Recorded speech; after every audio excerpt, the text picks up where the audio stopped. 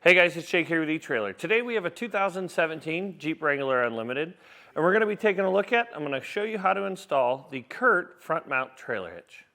Adding a front mount trailer hitch to the front of your Jeep Wrangler is going to allow you to do a couple of different things. Primarily, you can use it for bike racks, cargo carriers, front mount winches. I would say that's probably the most common one. We've also got some small snowplows that fit on the front of Jeep Wranglers. You can use it for a lot of different things. People use it as a recovery point because they have these hooks up front, but sometimes you need a lower one to be able to pop you out of those deep mud holes. Your hitch receiver tube opening is going to be a 2-inch by 2-inch hitch receiver tube. That is the most common size for accessories and ball mounts if you plan on picking anything up. The hitch pin hole is a 5/8 inch hitch pin. A pin and clip does not come with the hitch, but if you have an accessory already, chances are you already have one. Or if you pick one up off our website, a lot of ours will come with one. Now, some measurements for you so you know what it's going to look like on the front of your Jeep. The hitch receiver tube on this one is going to be almost perfectly flush with the front of your bumper. It's so exactly perfect, I can't even give you a measurement. But for the face, but from the center of the hitch pin hole to the outermost part, it's about 2 inches. You don't have to worry about hitting your shin on it at all if you don't have an accessory installed. Obviously, if you have an accessory, that'll be hanging out. From the ground to the top inside of the receiver tube is about 16 inches, maybe just a little shy of that. That'll help you to line up those accessories if you're looking for something that folds up to the front of your Jeep, or maybe clearance for a bike rack, something like that. Now for ground clearance, from the ground to the bottom of our hitch is going to be about 13.5 inches. Now, if you don't do a whole lot of off-roading with your Jeep, that's not really something huge to worry about. But if you do, just keep in mind that this may become in the way. If you do take it off-road and that's a little low for your liking, we do have a skid plate that goes into a hitch receiver tube that you can put on that, so that whenever you get to your off-roading site, you take your accessory out, put the skid plate in there, and that'll help to redirect the front end rather than your hitch getting hung up on something. We are sitting on a factory set of wheels and tires, so if you have upgraded wheels and tires and they're a little bit larger, or your Jeep may have a lift, that's going to give you more ground clearance. As far as the weight capacities go, we're going to have 3 weight capacities that are mainly concerned with front mount hitches. The first being the tongue weight capacity. The max tongue weight capacity on this hitch is going to be 350 pounds.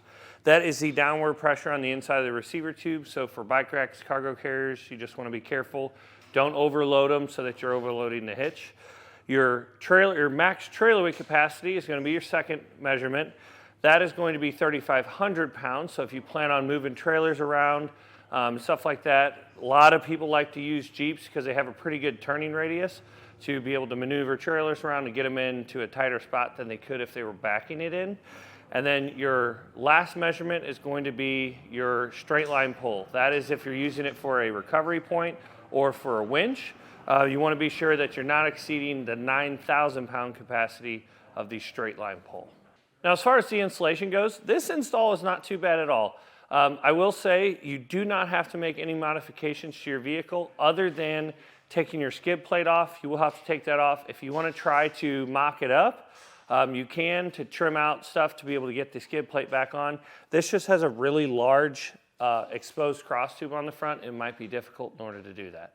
But if this is a hitch you want to go with, you can definitely try to trim some of that out. We did not, because the manufacturer does not recommend putting it back on. But with that being said, let's go ahead and show you how to put it in place. To begin our installation, we're going to have to remove our skid plate down here. Now, if it's a metal skid plate that you have, typically those are on the Rubicon models. You're going to have some 15mm bolts under here that you'll have to remove. If you have a plastic one, it's just going to be these push-pin fasteners, and all you have to do is take either a flathead screwdriver or a trim panel removal tool, and you want to pop the head out, and then the base should come out right after it. So just follow along the whole edge of this. There are going to be a few behind here that we have to remove.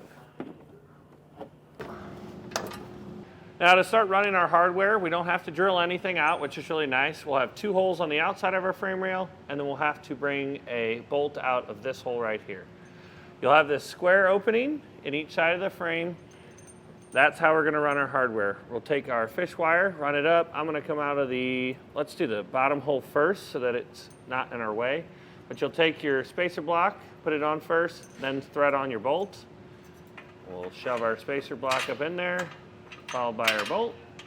And then you wanna make sure that it will pull out of the hole, just like that. But we'll wanna toss it back in because our hitch is gonna slide up right here along this frame. So we'll get this next bolt run and then get our other bolt run down through the bottom.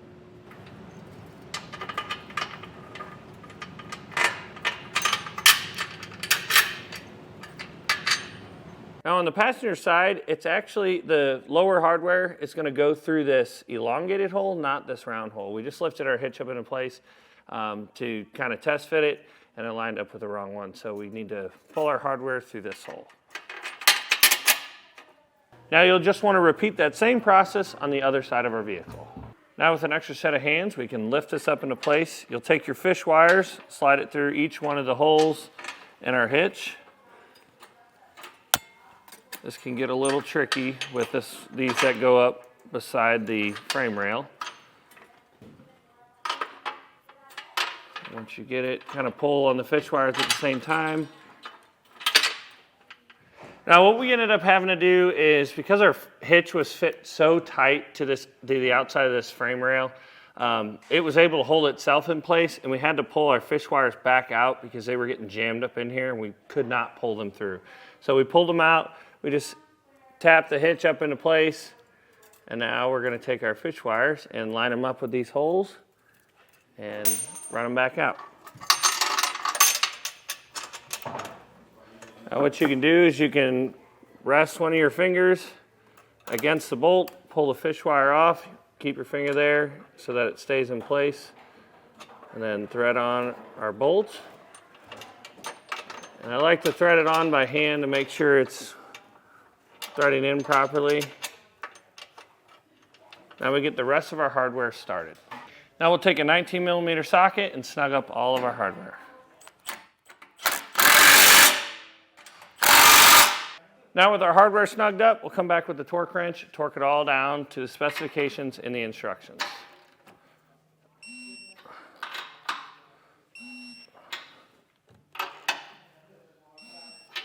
Now with everything torqued down, that's going to do it for the installation. As far as the skid plate goes, because of the way that this hitch fits, you're not going to be able to put the skid plate back on. You can try to trim it, but you're probably going to end up trimming a lot more than you would prefer, and then some of this hitch tube may still end up sticking out. We do have some other options that are a little bit cleaner look if you want to go with one of those options. Well guys, hopefully this video helped you decide whether or not the CURT front mount trailer hitch is right for you in your 2017 Jeep Wrangler Unlimited.